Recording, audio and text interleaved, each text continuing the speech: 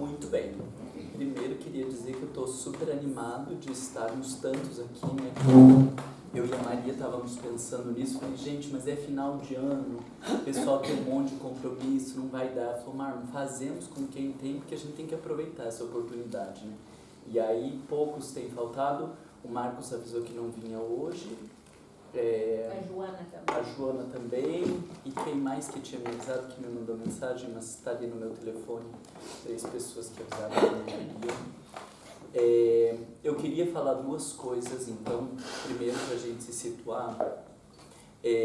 Embora a maior parte das pessoas aqui seja do Solidarity, a questão é que nós estamos em várias casas reunidos e a gente não vai discutir a realidade do Solidarity, né? Isso vai ter um momento específico para, né, a equipe do Solidarity, as pessoas que estão ali, quem que está envolvido, quem que quer fazer um planejamento, porque agora tem um espaço, né, que ficou esse espaço do trabalho que o Manuel coordenava, como que vai ocupar esse espaço e tudo, então vai ter um outro momento específico para discutir isso. Mas como nós estamos em diferentes casas, a gente não vai discutir uma situação em específico.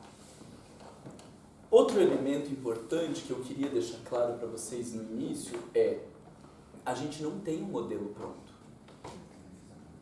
Nós temos vários elementos pedagógicos, psicológicos e filosóficos que se contrapõem aos modelos que nós temos hoje. Mas não tem um modelo pronto. Não tem algo para eu dizer para vocês, é assim, assim, assim que se faz.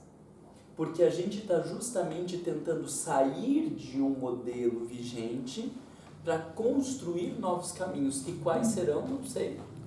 Então, eu vejo porque alguns de vocês se agoniam um pouco nessa coisa, tá, mas faz como? Não sei. E o filosófico é esse aspecto. Não tem pronto. E algo que a gente vai pensar agora, para esse ano, talvez para outro ano já não sirva, certamente para daqui 10 anos não vai servir, mas o que eu estou tentando fazer com vocês quando a gente falou de uma formação? É o aprender a pensar criticamente, a questionar as posturas que nós temos hoje, a verificar qual é a fundamentação pedagógica para o que a gente faz hoje, porque eu acho que eu vou conseguir convencê-los de que o que a gente faz hoje não tem fundamentação pedagógica. Não existe nenhum autor na área da educação que fundamente o que a gente faz.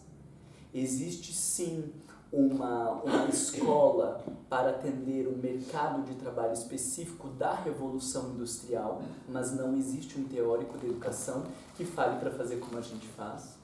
Então, o que eu estou querendo ajudá-los é a rompermos com esse paradigma vigente e se abrir para algo novo. Que talvez aqui na Inglaterra funcione de um jeito, que talvez no Solidarity funcione de um jeito, que talvez no Arthur Conan Doyle funcione de outro jeito, e a gente não sabe, porque precisa levar em consideração o contexto, precisa levar em consideração o tempo, precisa levar em consideração a experiência do próprio coordenador, precisa levar em consideração o grupo. Então, todo modelo que for dizendo é assim, ele jogou por terra o aspecto filosófico, pedagógico e psicológico. Então a gente vai ter que suportar um pouco essa agonia de não saber direito para onde que a gente está indo.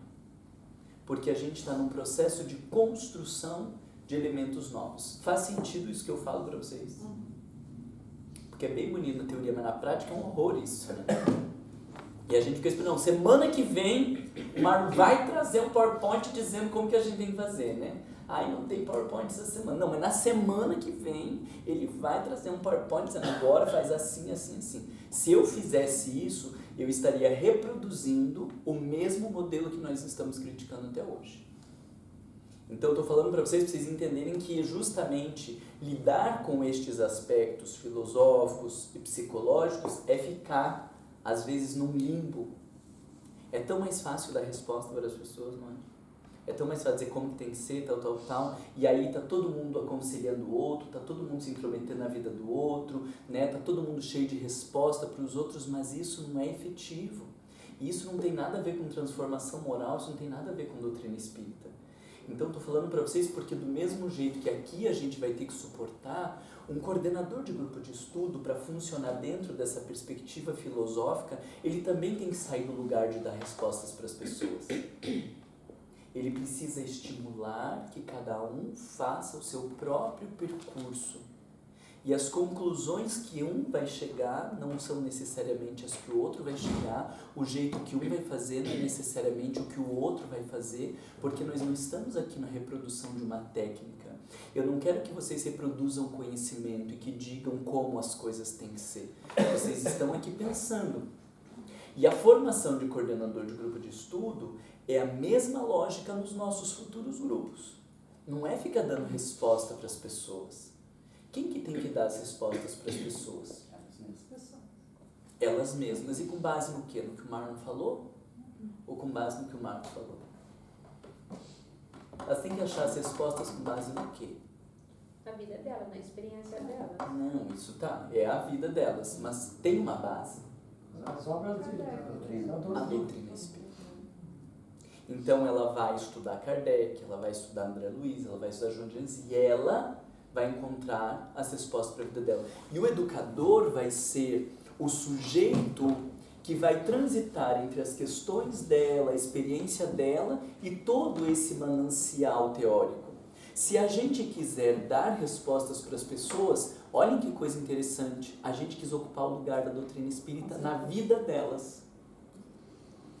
Então a gente vai dizer como tem que proceder, o que tem que fazer, como tem que... Eu estou agora tirando a doutrina espírita e querendo ocupar o lugar principal. E a gente tem feito isso muitas vezes.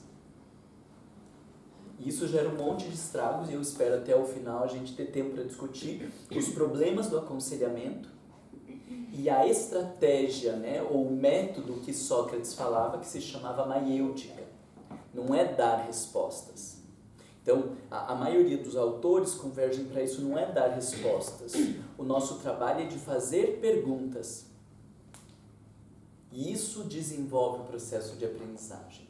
Só que é muito mais difícil fazer isso do que dar resposta. Ah, para onde que foi meu filho, que ele morreu, tinha 10 anos? Aí a gente já tem um monte de resposta pronta, e se o coordenador não der uma resposta, tem alguém do grupo que vai se arvorar que ele dá resposta. E a gente acha que isso é o melhor que a gente tem para fazer para essa pessoa. Definitivamente não é. Então, estou falando isso só para assim, para ir ajudando vocês do tipo, gente, não é que estamos perdidos, que a gente não sabe onde que é, o Marlon fez uma proposta legal, mas agora está ficando um horror, porque a gente não vai em resposta nenhuma. É porque a gente tem um percurso de construção, tá? E tem outra coisa que eu queria falar que não tem a ver com isso que a gente está discutindo, mas nós temos um grupo na internet, no domingo à noite, para formar coordenadores de estudo de Joana de Ângeles. Aí é uma coisa específica porque, além da desgraceira de ser um bom coordenador de grupo de estudo, de saber manejar grupo e tudo, existe o complicador, que é o elemento psicológico, o elemento filosófico, os conceitos para você entender melhor esse percurso. Eu hoje, quando vejo o Livro dos Espíritos, quando vejo o Evangelho, para mim, ficam claros assim. São livros de filosofia, são livros de psicologia. Depois que você estuda esses autores e você olha eles e fala, não pode. Leon Denis era psicólogo, era um filósofo, não pode. Né? Mas se você não estudou filosofia, se você não estudou psicologia, você acha que aquilo ali é aquilo ali. Mas quando você fala, não, isso aqui tem uma formação profissional por trás disso. Então, a gente montou um grupo na internet para fazer um estudo via internet, é um programa lá específico, e só para pessoas de fora do Brasil. Porque quem quer estudar Joana, essas coisas no Brasil tem um monte de referência. Então, só para pessoas de fora, a gente marca 8h30 da noite no domingo, das 8h30 até as 10, horário aqui de Londres. E aí, se vocês tiverem interesse, algumas pessoas aqui estão no grupo, e se vocês tiverem interesse, vocês podem me falar que eu posso adicionar vocês pra gente, é um a mais, assim, do que esse elemento que a gente está trabalhando aqui. Como é que é? Os domingos, você disse? Os domingos às Domingos 8h30, às né? A gente está agora trabalhando Kardec, entendendo o que é a lógica de transformação moral, qual que é a diferença da abordagem da religião, ou a proposta de transformação moral da Igreja Católica, vamos dizer, não da religião, né? Mas da Igreja Católica, e qual é a diferença da transformação moral que a gente aprende dentro da doutrina espírita, para a gente saber conduzir melhor os grupos de estudo que tem esse cunho psicológico e emocional. Então, se alguém tiver interesse, depois vocês me falam que a gente pode acrescentar, tá? Hoje, então, passei para vocês um vídeo, vocês assistiram? Sim, sim. O que acharam do vídeo, primeiro? Achei que tem muito a ver com o livro exatamente do Kardec, aquele que você tentou estudar aqui. Igualzinho, exatamente. É basicamente. O cara O falou de livro e o vídeo são as mesmas coisas, com detalhe que o vídeo foi feito agora e o livro foi Eu dava escrito em exemplo 1820 e Eu dava poucos. exemplo até do médico. Você viu? Eu achei muito Não tinha interessante, prestado né? atenção Ele nisso. fala que se o médico fosse aceitar os mesmos remédios que há não sei quantos anos atrás, e aí eu achei interessante. Bem E achei legal. muito bebulado o jeito que elas fizeram assim na corte, assim, a falar no tribunal e ela defender isso, eu achei muito legal. É. Muito interessante. É um vídeo muito interessante, né? Todo mundo conseguiu assistir. Sim. Quem não assistiu, assiste. E quem assistiu, É assiste pequeno de também, volta. não é muito. É 5 né? minutos. É 5 minutinhos. É excelente, porque ali, o elemento que está presente ali, é o elemento que hoje eu acho que vai ser importante da gente trabalhar quando nós estamos falando de paradigmas. Eu vou fazer mais uma introdução, às vezes eu falo demais, às vezes não, sempre eu falo demais, mas é na esperança de tentar facilitar um pouco assim a vida de vocês. Quando você procura, por exemplo, um psicólogo, alguém já foi um psicólogo aqui? Vocês sabem a abordagem teórica do psicólogo? A maioria nem sabe. Se era sistêmico, se era psicodrama, se é Freud, se é Lacan, se é Winnicott, você nem sabe qual é a abordagem. Você senta lá na frente da pessoa e você vai dizer, eu falo, aí ela me pergunta umas coisas, fala outras coisas, mas você nem sabe qual é a abordagem que ela está falando. Como é que o psicólogo anda 4 ou 5 anos a estudar para aprender a dizer Mas tem que dizer na hora certa. É que o problema é a hora, É a eu vou te hora, dizer. Porque se você falar um pouco antes, você atrapalha, se falar depois, perde o tempo. É a hora do... Muda o tom também, né? Então, quando você quando você é o paciente, você nem sabe direito qual é a abordagem, e não é importante que você saiba. Mas o profissional que está ali, se ele vai fazer um tipo de pergunta, se ele vai dizer você deveria fazer isso, ou se ele vai fazer só ele tem que saber o que ele está fazendo. Porque a psicoterapia, para que funcione direito, ela não é o mesmo que uma conversa no café. Então as pessoas dizem, eu virei amigo do meu psicólogo, porque a gente daí ia tomar café, não sei o quê. Deu alguma coisa errada. Porque a terapia não é uma relação de amizade. A terapia é um momento super delicado, e Jung diz, é como uma cirurgia, preciso. Se a gente estiver num consultório, como se estivesse num café batendo papo, alguém está perdendo dinheiro ali naquela situação, né? E geralmente não é o terapeuta, né? Porque aquilo ali é algo preciso. Você tem que saber, se você pergunta o que você sente ou o que você pensa, porque é diferente você perguntar o que você pensa ou o que você sente para um paciente. Você tem que saber exatamente o que você está fazendo, e a hora, brincando, mas exatamente a hora do você tem que saber. Porque alguém me fala, meu marido me pegou pelo pescoço ontem. Existem 1000 caminhos para você abordar o que você vai falar. Um vai dizer, jura? O outro vai dizer, não acredito. O outro vai dizer, você tem que se separar. O outro vai dizer, credo, como que aconteceu isso? O outro vai dizer, menina, mas o meu também fez isso um tempo atrás. Cada um vai falar um negócio, entende? Aquela é a experiência. O que eu vou falar naquele momento, quando a pessoa me descreveu aquela cena, é uma cirurgia. É algo muito preciso. Porque dependendo do que eu fale, a coisa desanda para um lado, desanda para outro lado, e existem 1000 caminhos. O profissional, ou um bom profissional, ele deveria ter clareza do porquê que ele está falando aquilo. Se ele vai falar ou se ele vai dizer e o que você pensou, ou o que você sentiu, a que isso te remete, qualquer uma dessas abordagens, ele vai ter que ter muita clareza de saber o que ele está fazendo. Na educação, estou usando esse exemplo que é a minha profissão, é mais fácil para eu começar por aí. Na educação, a mesma coisa. Só que, como nós não nos formamos como profissionais da educação, a maioria, a gente não tem noção disso. Quem estuda Vygotsky vai fazer um tipo de abordagem com uma criança. Se você estuda Piaget, outra leitura, outra abordagem. Se você estudar Vallon, que é um outro educador, outra leitura e outra abordagem. Esse que virou uma moda ali, que é ótimo, mas depois, com quem estava falando esses dias da educação, que é o pessoal da... Marco, ajuda lá, era com você que a gente estava falando. Do pessoal lá da filosofia lá. Filosofia. Da educação, o pessoal mais solto. Antroposófica. Antroposófica. Como que é o nome do moço? É Rudolf Steiner. Rudolf Steiner. Steiner. Né? Se você fez uma formação em Steiner, outra abordagem completamente diferente. Um educador vai ter posturas muito diferentes na hora, por exemplo, que uma criança está se batendo. E diz, eu não sei. Eu não sei. Em Rudolf Steiner a gente aborda de um jeito. Vygotsky você aborda de outro jeito. Piaget você vai ter que fazer uma análise da etapa que ele está para saber como abordar. Completamente diferente.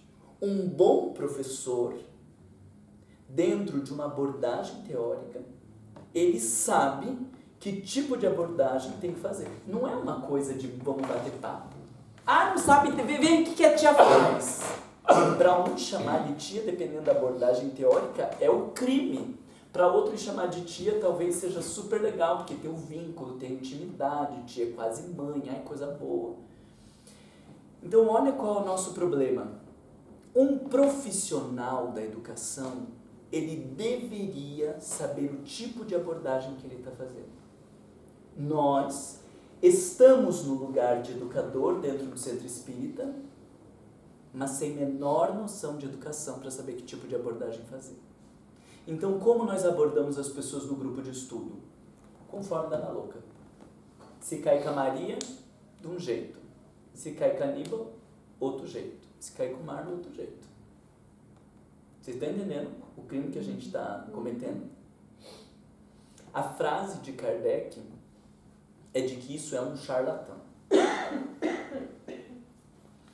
Nós não vamos estudar vários autores da educação, mas nós precisamos ter noção de uma divisão básica, uma diferenciação básica, entende? Porque aqui não é uma faculdade, não é uma pós-graduação, nós não vamos estudar a fundo o tipo de intervenção de cada autor, de cada desses educadores. Mas existe uma diferença básica, gritante, entre dois grupos, tá? Dois grupos. E aí nós estamos chamando de dois paradigmas. Vocês precisam, isso nem que a gente leve o mês inteiro, vocês precisam ter clareza dessas duas abordagens, para que na hora que alguém faça uma pergunta, vocês consigam entender que tipo de resposta essa abordagem faz, que tipo de resposta essa abordagem faz. Para vocês saberem se situar, no mínimo, nesses dois grupos. Marlos, também tem a questão da diferenciação entre o nível de autonomia da criatura também, né? Considerar nível de autonomia já está aqui. Porque na verdade eu já estudei bastante. Se a pessoa me vem com uma resposta e eu já estudei aquilo, vai ser um nível. Mas se eu não estudei nada daquele assunto, vai ter outra reflexão. Mas então, quando eu penso qual é o nível de autonomia dessa pessoa, eu estou aqui nesse paradigma. Quando eu desconsidero o nível de autonomia dessa pessoa, eu estou nesse paradigma. Entende? Então, é isso que eu estou dizendo para vocês. Toda forma de intervir, vocês têm que ir aprendendo a olhar e dizer isso é daqui ou isso é daqui. Tá? Que naquele vídeo está posto como uma escola velha, ultrapassada, antiga e um processo educacional novo. Nós não podemos usar o termo escola nova porque isso também é uma abordagem. Mas um processo educacional novo, tá? E neste processo educacional, o que é o mais legal? Ele vem muito antes da própria escola, como a gente está entendendo, mas Kardec já falava disso. Então, quando a gente está aqui dividindo esses dois métodos, ou essas duas práticas de educação, a gente já está, de alguma maneira, entendendo qual é a abordagem teórica de Kardec, porque ele está nesse grupo aqui. Não existe teóricos nesse grupo, não existe teóricos nesse grupo. Quando eu digo para vocês Piaget, Vygotsky, Vallon, toda essa gente vai estar nesse grupo aqui. E essa abordagem é uma abordagem sem fundamentação teórica. Por que batia na mão da criança quando ela não sabia que tinha palmatória? Alguém aqui apanhou de palmatória? Você apanhou de E palmatória? não era porque eu era maia, porque eu não sabia. E eu acho um absurdo até hoje. Alguns apanhavam de palmatória, teve gente que levou não sei o que na cabeça, né? Você falou que foi extremamente constrangedor, né? A gente ajoelhava em coisa de milho e... Você tá brincando de verdade? Ajoelhar na milha existia isso. E apanhava de vara. Na época do papai, E apanhava de vara. Deixava... Meu Deus do céu, eu Eu achei era que era... repreendida porque eu era canhota na escola. Que era Era canhota. canhota. Eu apanhei do fio de ferro, gente. Tô apanhando de quê? Da professora? Fio de ferro. Não, da minha mãe. Não, mas tô pensando nas professoras. A mãe também apanhou Era violentamente. professora. Ah, tá. Aí você estudava, sabia Eu era tudo. uma delas. Aí ficava... Ah, tá, calma aí. Aí tem um crime maior, porque era professora e era mãe também. Então, Então levava dobro. apanhava o dobro. Pena de você ter mãe e professora. Aí você estudava, sabia tudo. Sabia tudo. Quando você chegava na frente do professor... O desespero! O desespero e o medo dava um branco. Dava um branco, esqueci. Eu sei porque eu aprendendo inglês agora. Tô entendendo nada. Não sai de... Meu Deus, eu não sou burro, né? Eu fico imaginando, eu que sou adulto, vivendo esses constrangimentos, agora eu tenho que me colocar no lugar de uma criança, né? Porque não tem um ego estruturado, não consegue se defender, não consegue argumentar, dizer, por que você tá batendo? Vamos conversar, porque tem que existir outros caminhos. Não tem como a gente já ter um ego estruturado. Às vezes é tão constrangedor essa experiência. Imagina quando é criança que não tem recurso interno para se defender, né? Altamente opressivo. Então veja, não existe nenhum autor que fundamente essa prática para dizer desse jeito a pessoa aprende. Não existe um autor que fundamente dizendo que tem que escrever na lousa e fazer a criança copiar, e que todo mundo tem que copiar ao mesmo tempo, e que copiando... Não existe, vocês entendem o que eu estou dizendo? Não existe assim. Não existe nenhum teórico que disse, olha, desse jeito que essa escola foi formada, isso faz com que as crianças aprendam, por isso nós vamos fazer assim, por isso nós vamos fazer... Não existe. Não necessariamente o melhor aluno da classe é o melhor aluno na prática.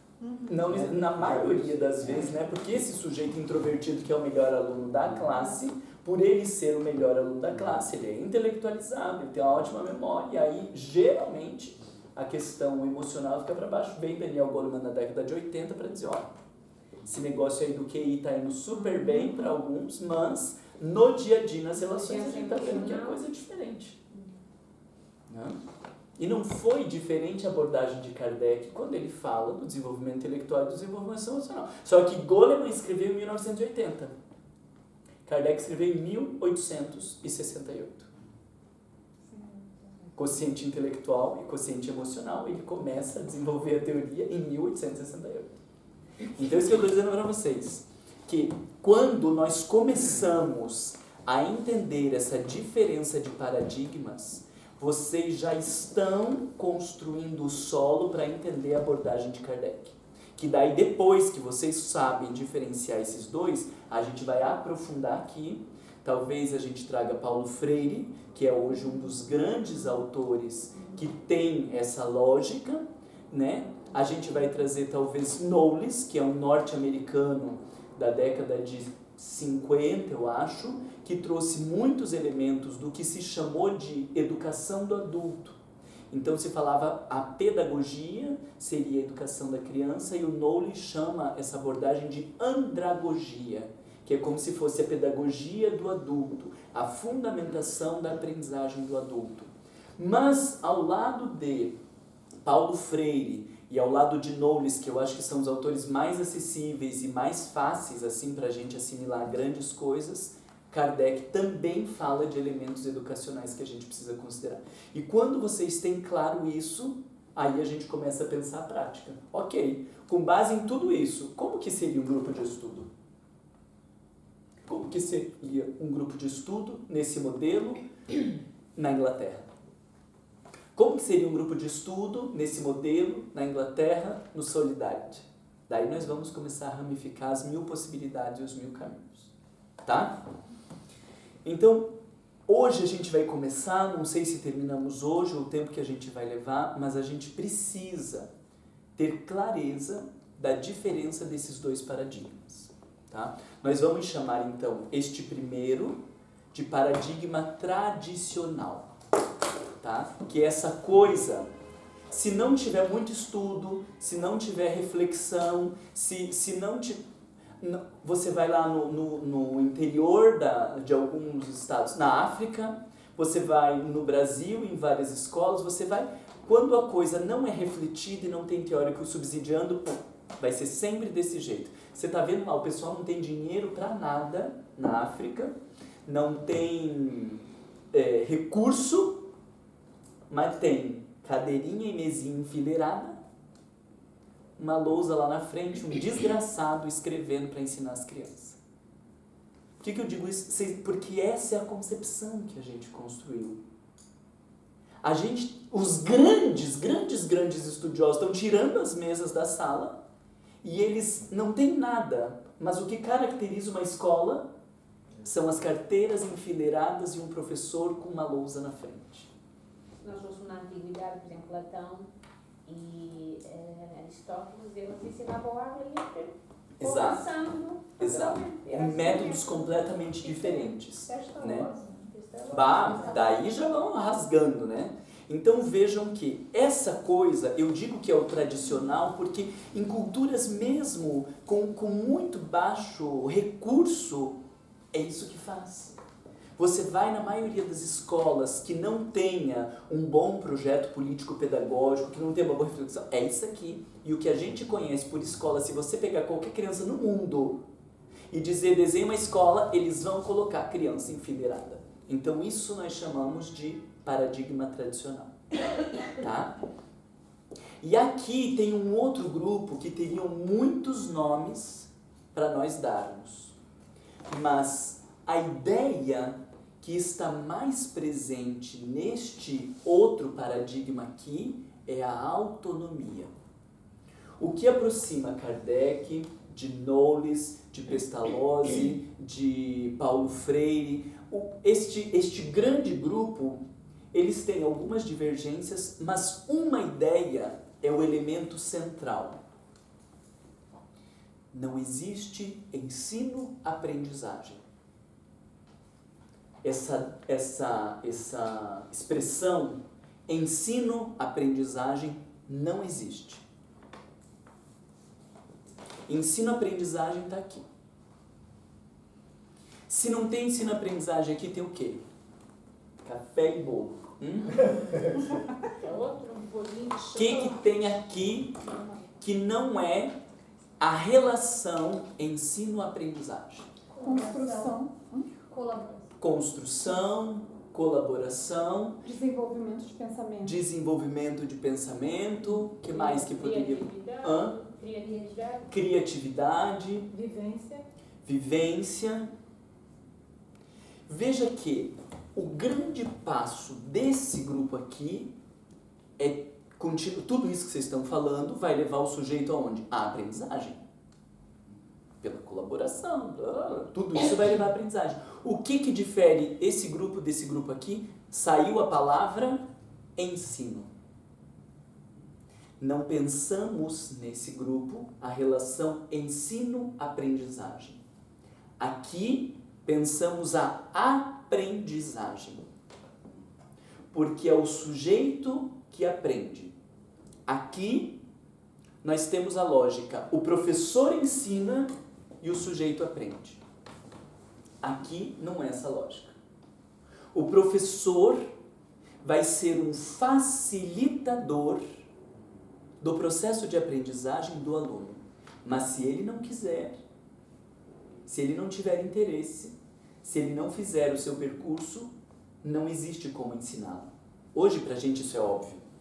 Se ele não quiser, não há quem vá fazer ele aprender. Aí íamos para a palmatória, aí íamos para os castigos, para o milho, porque por esta via opressiva, a gente fazia com que o sujeito respondesse aquilo que eu queria. Ele memorizou, mas não necessariamente aprendeu. Então, o grande diferencial desse grupo é, aqui nós pensávamos ensino-aprendizagem. Existe alguém que ensina. E com o passar do tempo a gente descobriu que não existe alguém que ensina.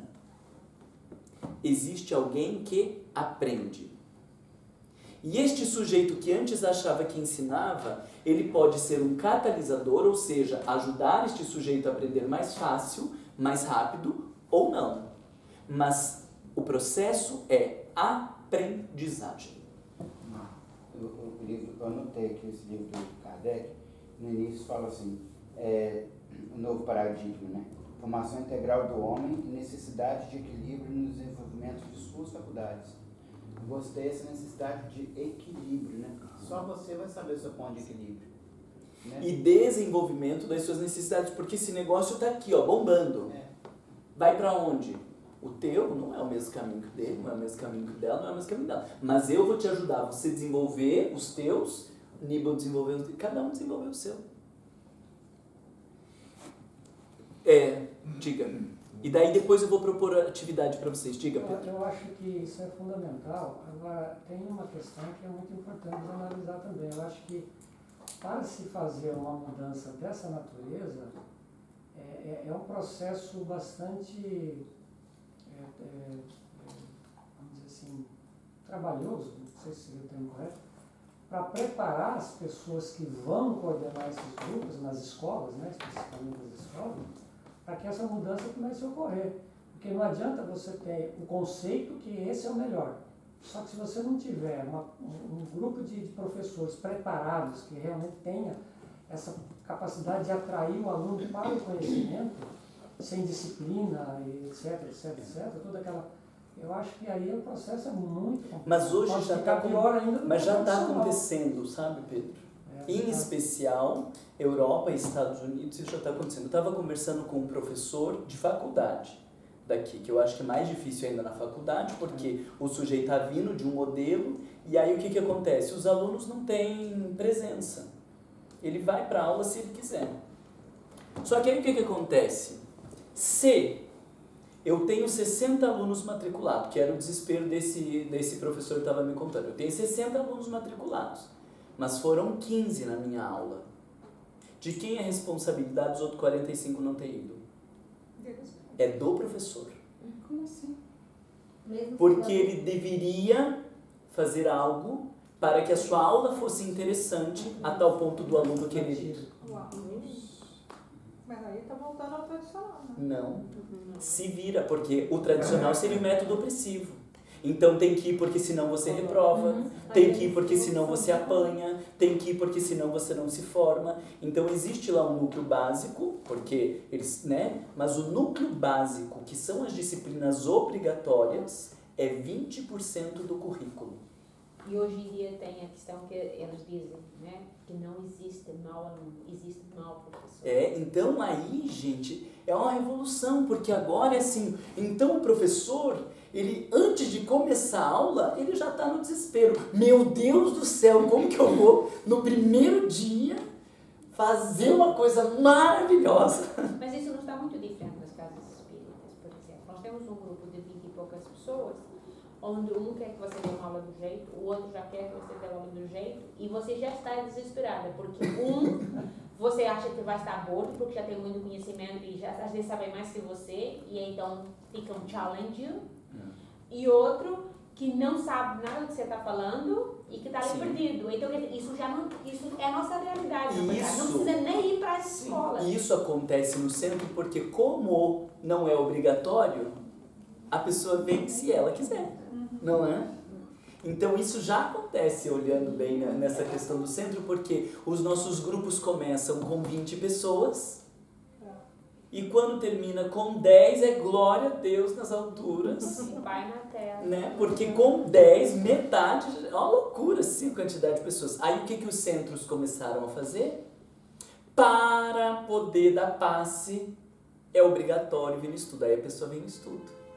Para ir para a mediúnica, tem que fazer o estudo não sei de quantos anos. Aí as pessoas vêm. Só que depois que elas foram para a mediúnica e que elas já passaram por aquilo ali, elas voltam no grupo de estudo. E foi tão ruim o grupo de estudo que aí não quer estudar mais. Então a gente conseguiu que elas viessem estudando, mas como foi um processo impositivo, depois o pessoal está na mediúnica e não quer mais estudar. Mas também tem outro lado. Tem, por exemplo, uma pessoa faz um curso de mediúnico, por exemplo, e aí as pessoas já sabem tudo. Sim, mas a gente tinha que ter dado na cara delas quando estava no grupo, né? Eu acho. Tinha que dar com o evangelho, né? Tá vendo? Você não entendeu, né? Bate com o evangelho na cara. Não, pessoal. Traz o milho, Pedro. Vocês entendem? Esse método opressivo, Tampinha de garrafa. ele é muito mais fácil, não é? Porque aí você bota no milho, na tampinha de garrafa, bate, agride, ofende. Você precisa pensar o teu método pedagógico? Não. Agora, o buraco que aconteceu é, nós pegamos um modelo da escola tradicional, que é um modelo educacional falido, e trouxemos ele quase que integralmente para o centro espírita. Com a mesma lógica de currículo, com a mesma lógica de ano, né? Muitos cursos tinham provas, tinham nota. O COEM, que surgiu lá em Curitiba, tinha que fazer prova, tinha nota, tinha como corrigir as questões, frequência e tudo isso. Então, veja, é um método que eu consigo impor para que o sujeito venha ao centro espírita sem precisar pensar o aspecto educacional. Só que lá na escola dava certo, por quê? Porque a escola é obrigatória. O centro espírita não é obrigatório. Então o que acontece com muita gente? Vem, e a hora que não precisa mais, vai embora. Obrigatório e gratuito, né? Aí pior ainda. Essas duas coisas. Né? Vamos fazer assim, ó. Vamos nos dividir em grupos menores. Por que eu estou propondo grupos menores? Essa atividade é muito legal quando a gente está assim, uns 10, a gente fazendo isso. Depois se der tempo, eu vou falar para vocês de algumas estratégias de educação. E uma delas que a gente tem é a construção de um mapa conceitual. Então, um fala um negócio, o outro fala, e a gente vai construindo o conceito em torno do paradigma educacional. Só para vocês morrerem de inveja, lá em Curitiba, agora eu também estou com inveja, porque eu não estou mais lá em Curitiba. A gente tinha uma mesa que era assim, dava para 11 pessoas em Teve volta. uma. Dá pra Deixa eu falar toda a mesa. 11 pessoas Redonda. assim, Redonda? diamante, Ui, Jesus! assim, e aí um vidro enorme ali no meio. E aí a vice-presidente tinha descoberto uma caneta que escreve no vidro, então a gente ia conversando e desenhando ali no vidro todo. Não, mas eu queria isso aqui. Daí você vai escrevendo, daí apaga, escreve de volta, tira foto, manda no grupo. Um luxo um negócio desse, né? Aqui eu falei, gente, Como é que a Júlia ia gostar da gente escrever no mesmo tempo? eu falei, será que consigo uma cartolina? Eu falei, meu Deus do céu, aquela mesa era tão maravilhosa agora, não sei nem se tem uma Nós cartolina aqui. temos aí folhas, não temos? Nem sei, precisa aguentar. Você não foi retirar. Mas é muito, o grupo também é muito grande, então inviabiliza isso. Então o que nós vamos fazer? Aí, estou fazendo parênteses para explicar. Se nós fizermos a atividade todo mundo junto, muito provavelmente metade de vocês vão falar e outra metade não vai falar.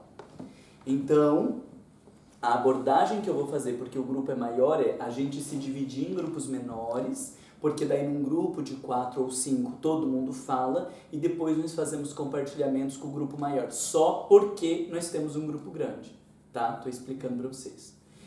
Estamos em 18, então vamos fazer 4 grupos de 4 fica melhor e 2 grupos de 5, então ficam 4 grupos de 4, né, que dá 16, e aí 2 pessoas ficam a mais aí pra gente ter espaço. Qual é a nossa proposta? Vocês dividirem em 2 grupos. Quais são as características as palavras, as ideias ou as práticas que vocês associam com o paradigma tradicional e quais são as características, as palavras, as práticas ou as ideias desse paradigma educacional que a gente está construindo, tá? Então, vamos se dividir, vocês têm um tempo para discutir e depois daí de 4 grupos a gente tenta reunir todas essas ideias numa só. Pode ser? Então, pegamos aqui, ó, 4 aqui, 4 aqui, 5 aqui, 5 aqui.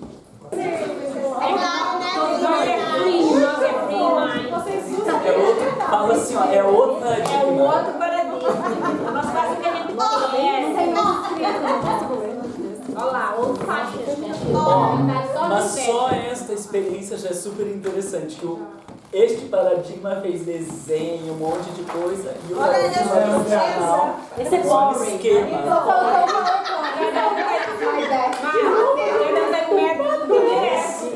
A gente nem sabe qual é o lado, né? É aquela história que você entra, nem sabe quem é o professor, porque tá tudo... É igual a arte E vamos apresentar cantando.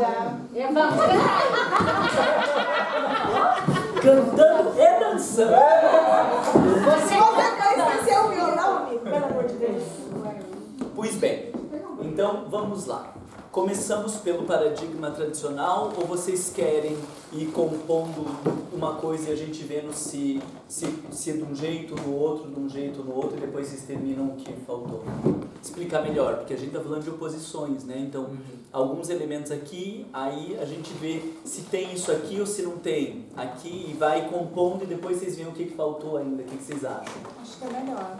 Vai lá, pra gente fazer esse comparativo, porque o que eu tô falando pra vocês é que Nossa, eu acho muito importante. Agora apareceu. Agora que eu acho que eu tenho um negócio. Ótimo. Aqui na nossa Era isso cara. que eu queria. Então a gente entendendo, opa, esse tipo de abordagem está dentro de um paradigma tradicional. Esse tipo, e depois até a fala de vocês, a fala de vocês, ou vocês conseguem observar na fala dos outros, nossa, isso aí é bem aquele professor tradicional. Né? Não adianta mudar a palavra. Pode vir com meu amigo, pode dizer meu irmão, pode falar de Jesus, pode fazer voz mansa e usar a roupa colorida, que a gente estava falando da roupa colorida. Não é isso que vai determinar. É o manejo. E não é porque é sério, não é porque faz uma abordagem, uma fala, ou porque tem uma relação que deixa as coisas bem claras, né? Tem gente que é um pouco mais rígida. Vocês têm que separar também isso. Porque a gente não está falando de bagunça e ordem. Entende? Então vamos lá. Traga aí o que vocês acham. Comece pelo o elemento principal aí. A gente falou várias coisas, mas aqui vamos começar a falar. Primeiro, o modelo tradicional, a gente falou bastante a questão do autoritarismo, né? Tá. Então, autoritarismo, rigidez, silêncio, né? No caso que o aluno precisa ficar em silêncio para poder escutar o professor. Só um pouquinho, Carol. Autoritarismo e rigidez. Vocês pensaram o contraponto disso? Colocaram alguma palavra que pudesse contrapor esse Usamos autoritarismo e rigidez? Liberdade. Liberdade. Que não tem certo e errado. Não tem né? certo e errado. Nem mais nem menos. Igualdade. Equal e autonomia. Olha que Não é interessante, linear, né? esse não ter certo e errado, ele dá um pano para manga na educação. Porque a lógica de certo e errado gerou exclusão. Então, o que faz com o deficiente mental? Se você tem que decorar e você tem que saber aquilo ali, aí você tem um deficiente mental que não consegue responder da mesma forma. Então, não tem espaço para ele. O que você faz com um surdo? O que você faz com um cego? Então, vejam que a lógica de certo ou errado, ela gera exclusão, porque ela vai atender apenas um grupo, ou melhor, um grupo só consegue atender essa lógica e todos que não atendem essa lógica estão fora. Mas já vou fazendo alguns links com o Centro Espírita, porque a minha ideia era da gente discutir isso e depois ir linkando o Centro Espírita. Eu já vou linkando algumas coisas agora. Quantas crianças com síndrome de Down vocês veem nos centros espíritas? Quantas pessoas cegas, surdas, com autismo, Asperger, deficiência mental vocês conhecem nos centros? Autismo até, sim, síndrome de Down também já tivemos. Mas é muito, muito, muito pouco. Né? criança hiperativa, muito pouco. Então, nós reproduzimos muito bem esse modelo de rigidez que estabelece um certo e errado, e todo mundo que não se adapta a esse certo e errado não tem espaço no espiritismo, né? Lá no Brasil a gente tem um nível de analfabetismo grande. Você não vê analfabetos nos centros espíritas.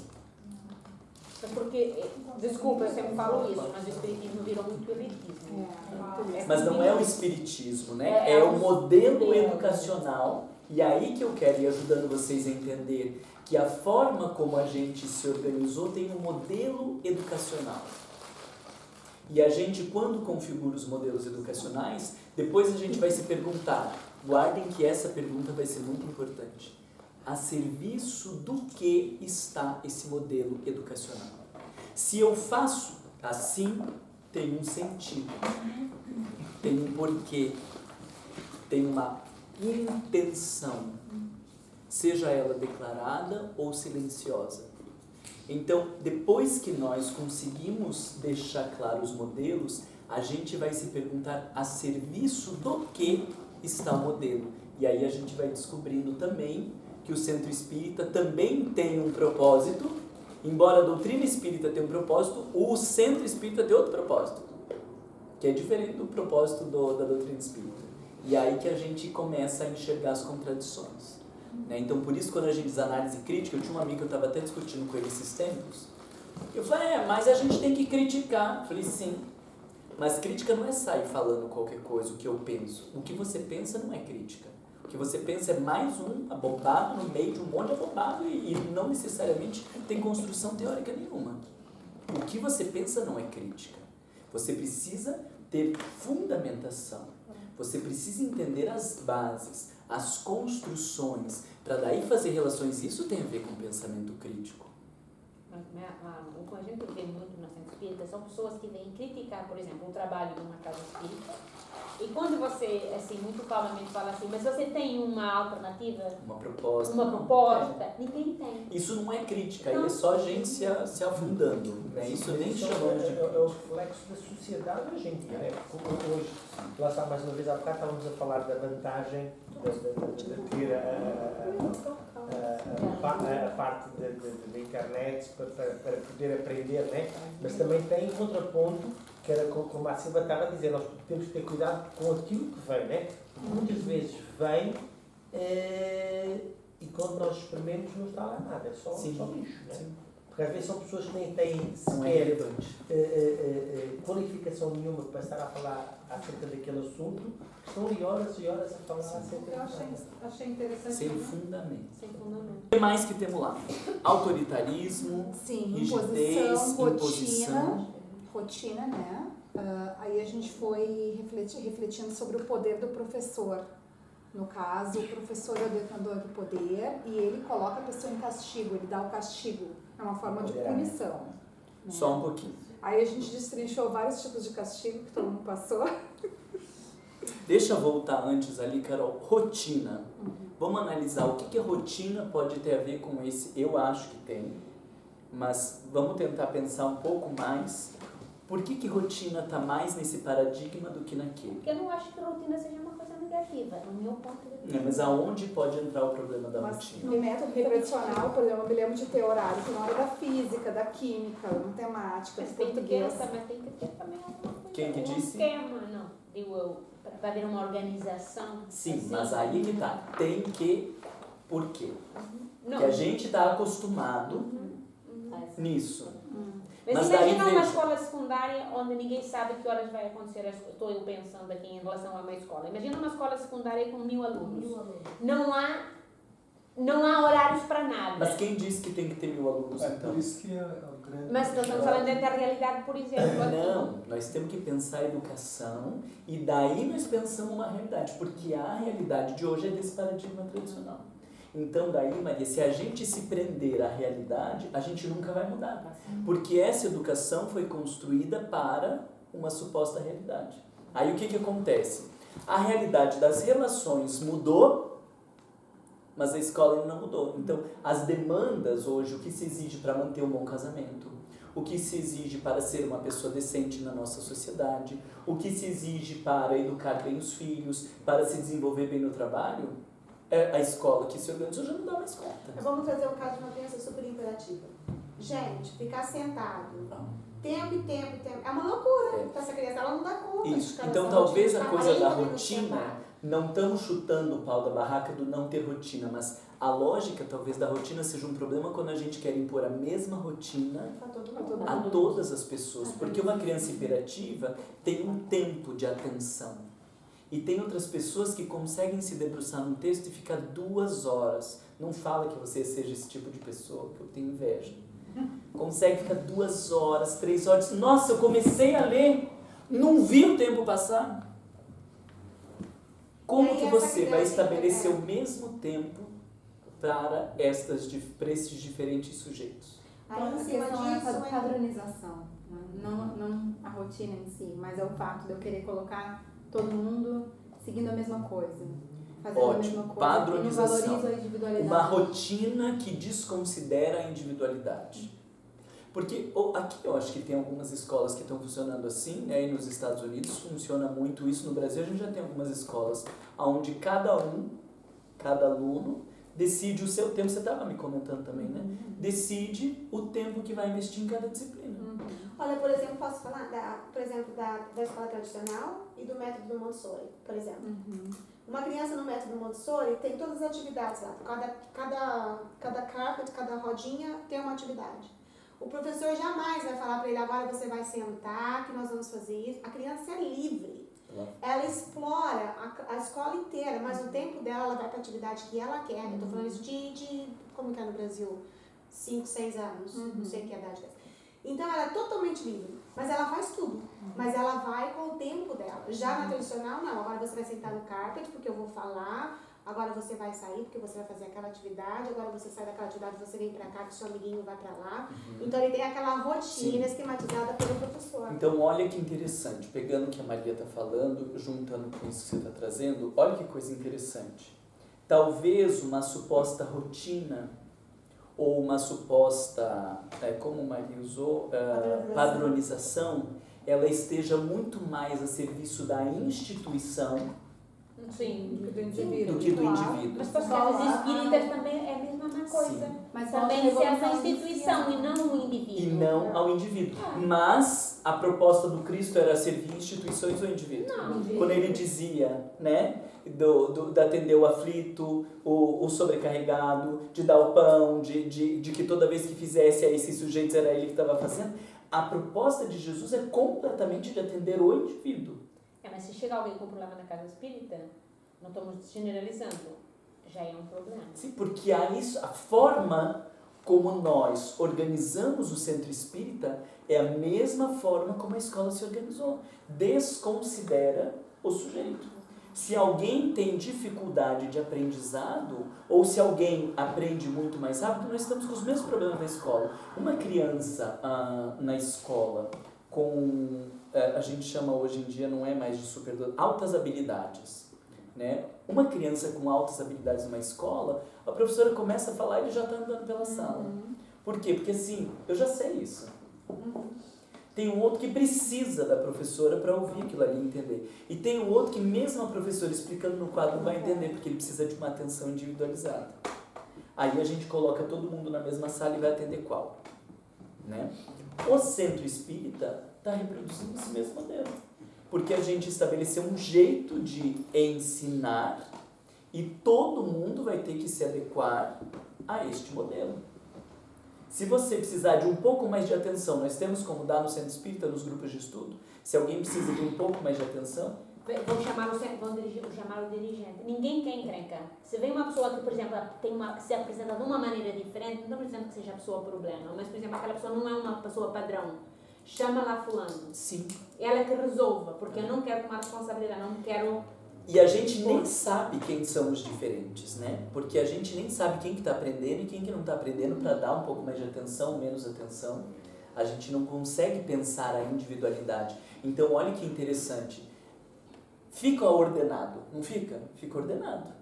O horário de chegar, o horário de ir embora, Primeiro é isso, depois é aquilo, depois aquilo. Fica uma ordem completa no centro espírita, mas que está atendendo à instituição. Mas o centro espírita foi criado para alimentar instituições ou para cuidar das pessoas? Das pessoas. Ficamos com um problema aí. Então a gente está fazendo deste jeito do centro espírita, mas a gente nem parou para pensar por que a gente está fazendo. Por que tem grupos de estudos desse jeito que nós temos? Com os dias certos, com os horários desse jeito, e o livro dos Espíritos é nesse dia, o livro do não sei o... Por que nós temos desse jeito? Vocês entendem que isso é muito a escola tradicional? Eu não sei ainda. Mas no Brasil é diferente, Mago? Não. O Brasil é mais atrasado do que aqui em termos de educação. Como que vai ser diferente lá? O que me assusta, vou falar para vocês, porque vocês sabem que eu falo, é um horror isso, né? Depois meus amigos ficam falando, Mara, não fala essas coisas, não fala essas coisas. O que me assusta é nesta sociedade vocês ainda reproduzirem método de educação no Brasil, quando nós já temos muitas escolas e muitas universidades hoje que trabalham com métodos diferentes. Então, muita brasileirada que não conhece os métodos educacionais da Europa ou dos Estados Unidos, eu aceito reproduzir escola. Agora, vocês que estão aqui Mas, Mago, com métodos diferentes... a gente já faz uma coisinha diferente. Já vem falar que isso não é espiritismo. Mas quem que foi? Kardec que veio falar? Exatamente, isso que me digo. A gente faz uma coisinha diferente. Já fala, não, porque tem que chamar a Maria Rocha uma conversa, porque isso aí não é espiritismo. Aí a gente está sempre nesse problema. Mas quem que tem... Tem. Não, mas veja, a minha pergunta é quem que tem a autoridade Eu para acho que- dizer se está certo ou se Pois está errado? é que as pessoas vão falar comigo, porque se vier eu iria perguntar exatamente isso. Porque quem que é a autoridade no movimento espírita para dizer o que está certo ou o que está errado? Vocês Aí vejam cada bem. casa espírita Olha a são pergunta dirigentes, que eu estou são. falando para vocês. Quem é a autoridade no centro espírita? Não existe. Os bispos do Não passado. é, mas não existe. O centro espírita rompeu com este modelo aonde, quando você chega na igreja, quem que manda aqui na igreja? O padre. Você chega lá no outro grupo, quem que manda? O pastor. Quando você chega no centro espírita, quem que manda no centro espírita? Não deveria ter tempo. Existem presidentes, mas o presidente não é dono do centro espírita, tanto é que os cargos vão mudando, as pessoas vão mudando. O presidente, ele é o responsável legal. Se acontecer um assassinato lá dentro do centro, é ele que vai responder legalmente. Mas a coisa é tão séria que se você for contrariar, você vai ser vista como obsidiada. Mas daí a gente faz outro grupo, a gente faz outra coisa, mas vai é indo. um método muito antigo, né? Mas vocês entendem que Quem se não enquadra, existe né? esta figura de autoridade a qual a gente teria que se submeter. A minha pergunta é sempre assim, né? Aonde Kardec falou isso? Quando as pessoas me questionam lá, eu digo assim, aonde Kardec falou isso? Porque se você me mostrar em Kardec aonde falou isso, então eu vou levar em consideração. Porque para mim, a autoridade do Espiritismo é Kardec. Eu gostaria de fazer uma colocação aqui, tendo a minha ignorância. Eu acho o seguinte, primeiro, que quando Kardec falou dos grupos, ele falou de grupos pequenos. Bem Isso pequeno. você já falou. Para você fazer um trabalho dessa natureza, tem que ser um grupo pequeno, porque daí você estimula a pessoa a estudar, estimula a pessoa a atender, dá uma atenção especial à pessoa, porque não é inviável você perceber quem está destoando do grupo ou que está com algum problema, porque às vezes não fala, porque é tímido, mas quer aprender, você dá uma atenção especial. O problema nosso é que hoje nós ficamos preocupados, inclusive a Maria falou a questão de falam que não é espiritismo, isso não importa. Acho que o dirigente do grupo não tem que ter essa preocupação, não é espiritismo. Se eu estou dentro de um contexto de Kardec, Ter fundamento. tem fundamento, exatamente. Por que eu vou me preocupar porque o fulano ou ciclano está falando que o grupo Francisco de Assis não está fazendo espiritismo? Exato. Eu não vou me preocupar. Esses tempos, Não você sabe? por arrogância, mas porque eu estou fazendo o que está certo. Então, Esses tempos alguém me falou isso quando a gente estava discutindo lá em Curitiba. Mas no nosso centro a gente tem 200 pessoas num dia. Eu digo, e onde está em Kardec que esse negócio? Porque ele falou justo 200, e é bem 200 que Kardec usa.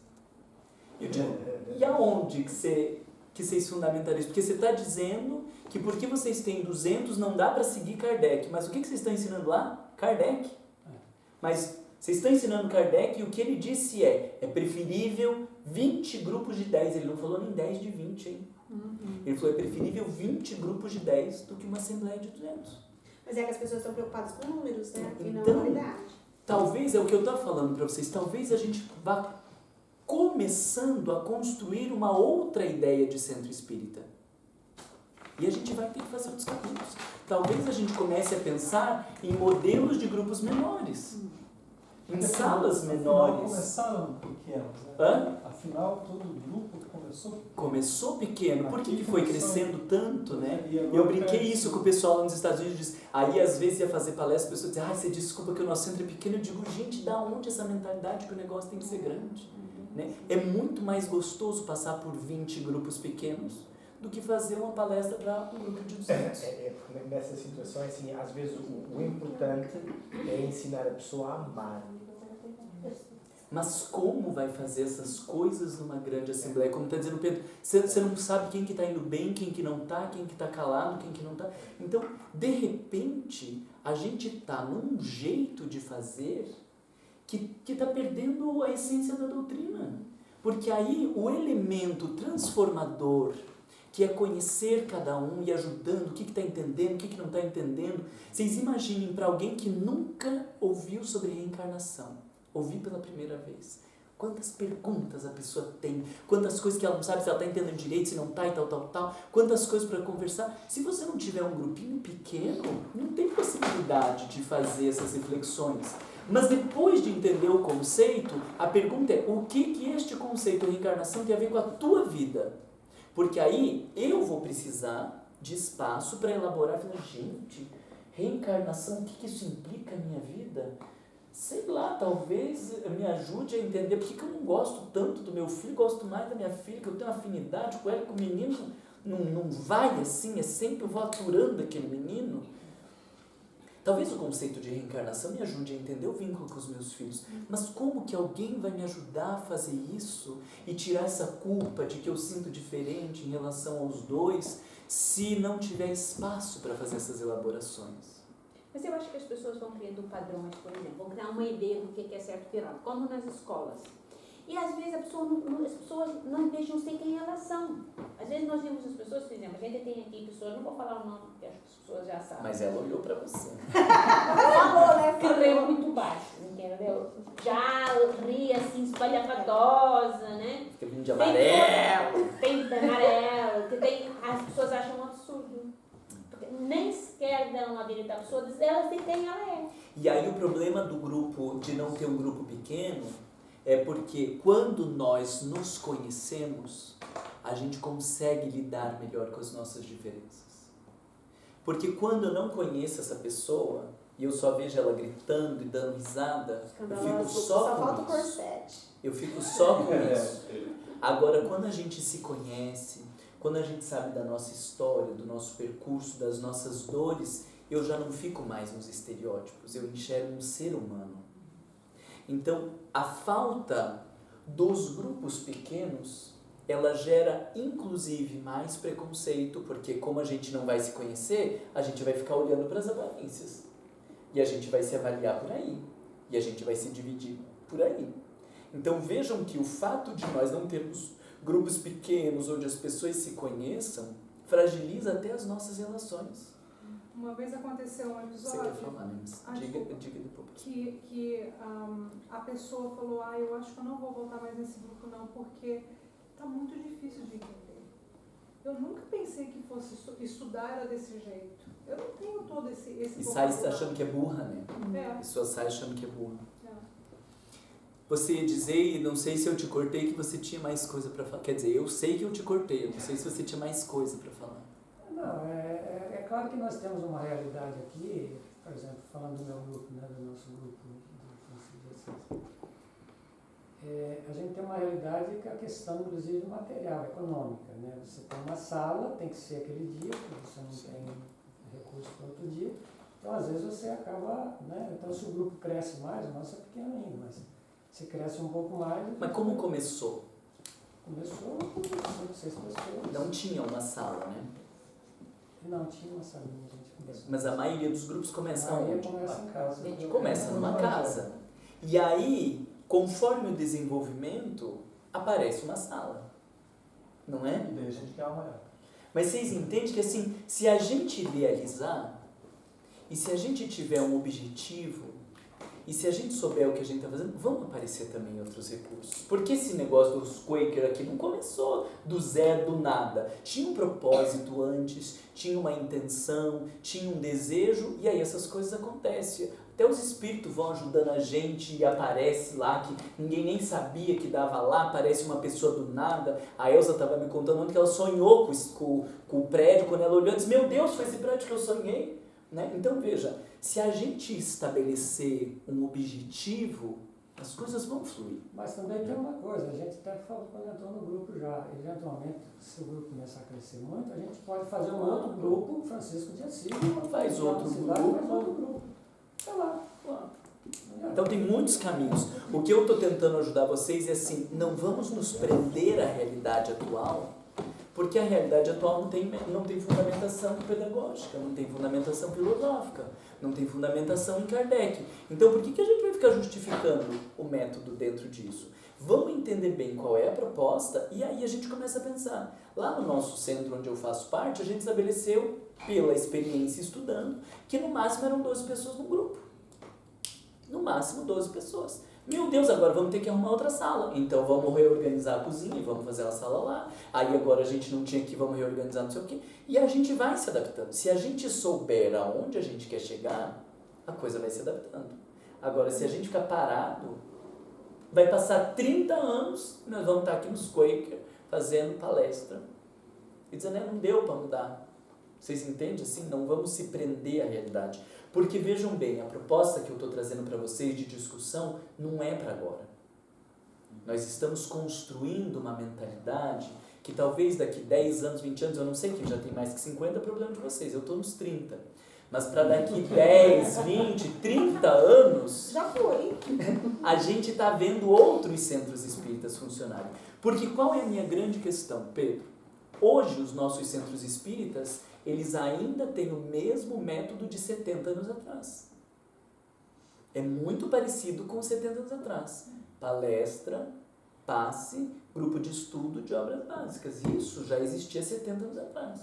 Mas com 70 anos surgiu a psicologia, com 70 anos surgiu pedagogia, com 70 anos surgiram os métodos educacionais, com 70 anos surgiu a neuropsicologia, que descobre como o cérebro aprende.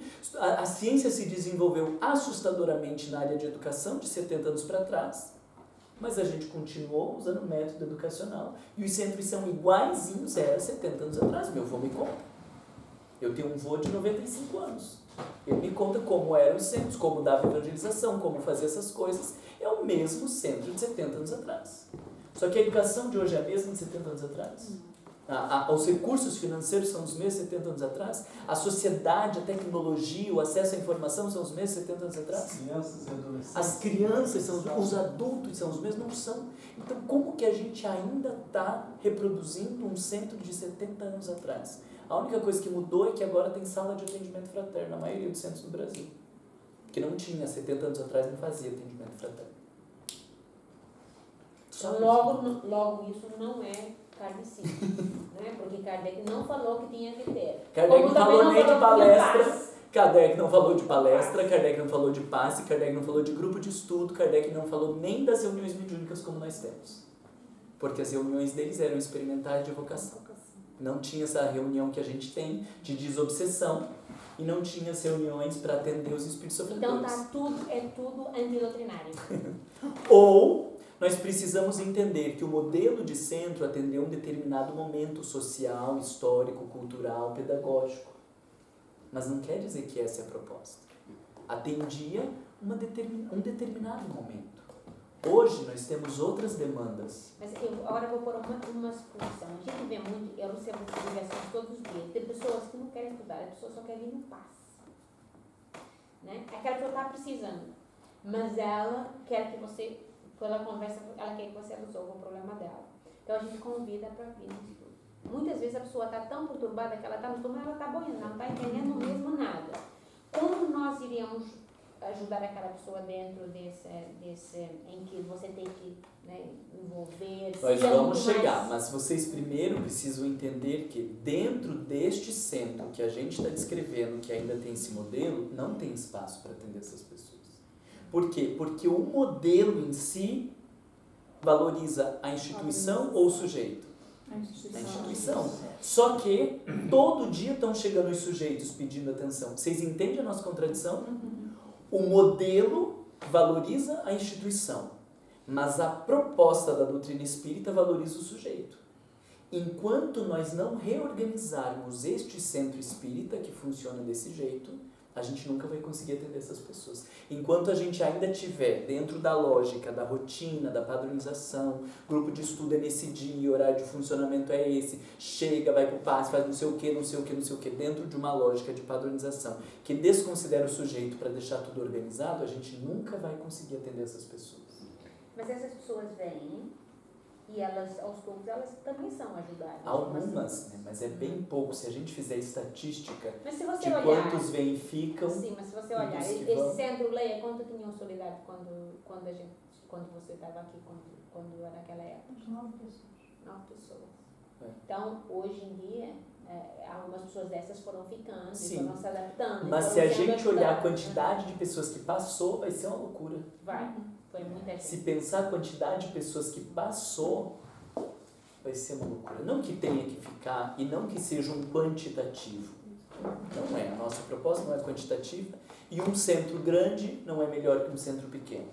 Né? Estava acompanhando um centro num estado lá do Brasil que eles pediram para ajudar a remodelar as questões educacionais deles. Então eles tinham grupos de estudos que no final do ano formavam, né, no discurso dele, formavam 300 pessoas. Parece super exitoso. Mas aí qual que era o desespero? As pessoas passavam os 3 anos de estudo, Não ficava. 300 pessoas formavam, mas a diferença de conhecimento e transformação moral depois de 3 anos e de quando entrou era quase nada. Então eles falavam, não está dando certo? O número é super exitoso, 300 pessoas por ano, mas quando vai conversar sobre vida após a morte, a hora que perdeu um filho, na hora de uma separação, de uma traição, de um abuso, de uma tragédia que aconteceu, as pessoas não tinham recursos para lidar com o problema. Aí o que faria todo mundo? Vai tudo para o atendimento fraterno. Porque eu estudei, mas isso não tem nada a ver com a minha vida. Na hora que eu tiver um problema, eu preciso ir num atendimento fraterno para alguém me dizer o que eu tenho que fazer.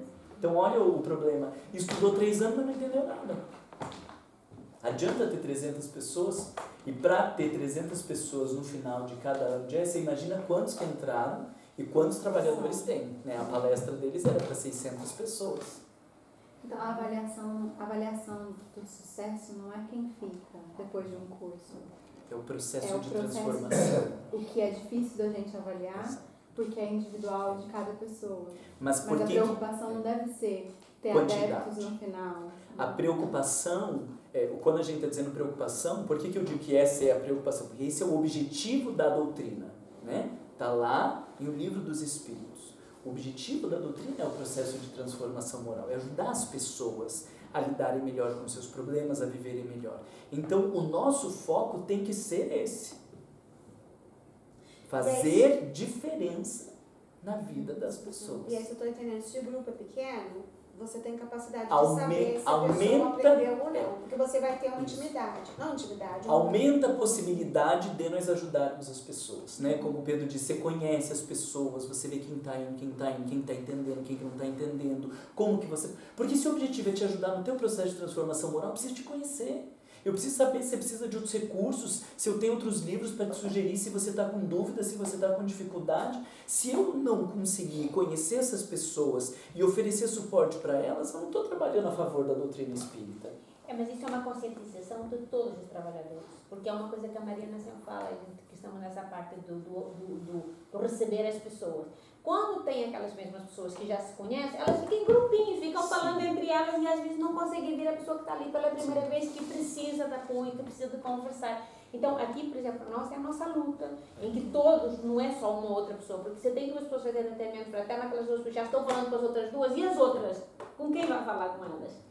Não? Então, é esse, porque eu acho que todo Mas mundo... facilita ter os grupinhos menores, porque como a gente está ali se conhecendo, né? Então favorece. Agora, quando a gente tem uma assembleia maior, Você não conhece todas aquelas pessoas, então você vai conversar com quem? Você vai conversar sempre com os conhecidos e não faz esse esforço de buscar os outros. Agora, quando você tem grupinhos menores, as pessoas pelo próprio grupo já vão se conhecendo e aquilo é uma interação que vai acontecer naturalmente. Olha, você falou uma coisa, desculpa, eu entendi tudo que você está falando com relação ao grupo, acho muito interessante. Só uma coisa que eu não entendi. Você falou na questão, porque para mim é uma questão de organização, de disciplina, de organização, para você saber quando e o dia que você vai fazer as coisas e os horários. Porque senão vira, para mim, desculpa a minha ignorância, vira bagunça. Quer dizer, hoje você faz de um jeito, amanhã você faz do outro.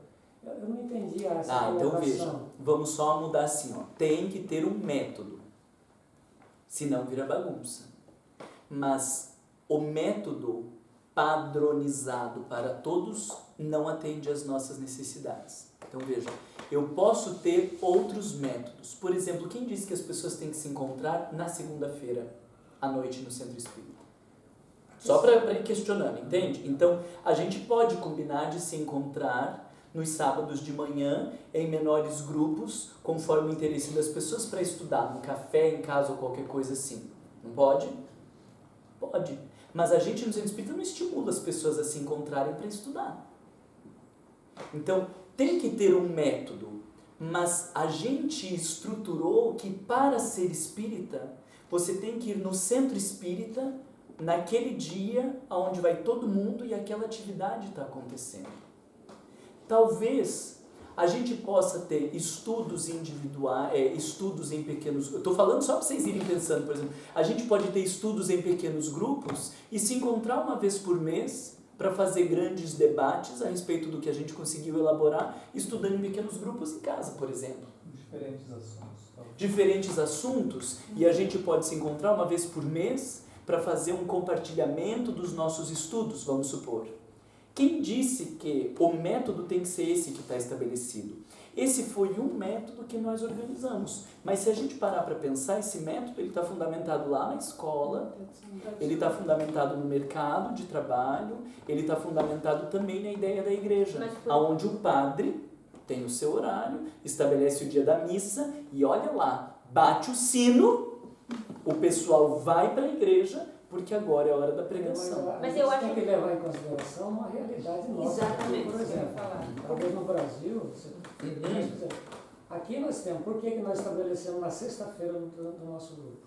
Porque a maioria das pessoas tem disponibilidade para ir no grupo na sexta-feira, porque trabalha nos outros dias. Tem gente que só tem a sexta-feira ali. Mas são aquelas, né? E as outras que não podem na sexta, nós poderiam numa segunda e não vão. Eu acho, mas olha só. Quem procurou o grupo está lá conosco. Mas Pedro, você vai dizer assim, não, olha, agora nós não vamos mais na sexta, agora nós vamos reunir na segunda ou uma vez por mês. Não, mas não é isso. Pedro, a realidade de vocês, eu acho que a realidade de vocês é que deveria levar em consideração pequenos grupos. Aqui é tudo caro, longe, uma dificuldade de tempo, uma rotina pesada das pessoas.